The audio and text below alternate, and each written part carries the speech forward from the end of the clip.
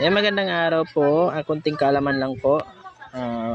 Sa mga hindi pa nakakaalam nito, mayroon tayong mga GC, yung follow tap follow, gaya niyan, count me in.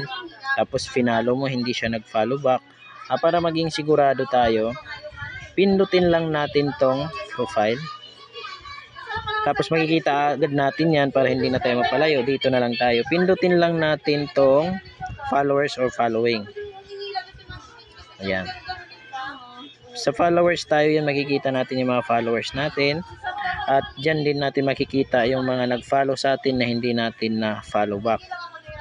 Sa akin kasi lahat pina-follow back ko kaagad yan. Ayan.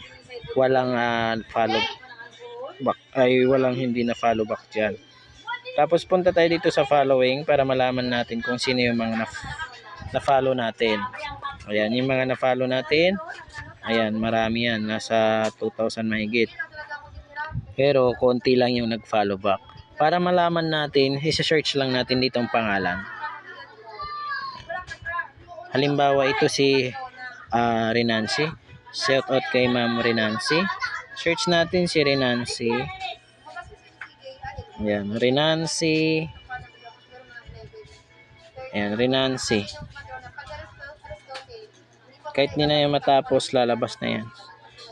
Lilipat lang tayo para madali tayong mag-type, hindi tayo mahirapan kahit di muna tayo pumunta dito sa followers. Pupunta tayo dito pag na-type na natin. Ayan, ita-type na natin yan. Pindutin lang natin tong followers. Makikita natin yan kung naka-follow siya sa atin o hindi. Renancy.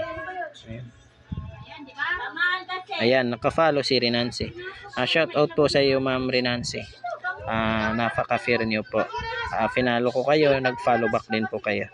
Ayan, maraming salamat. At sana magkaragdag kaalaman po sa ating mga careers. Ayan, maraming salamat.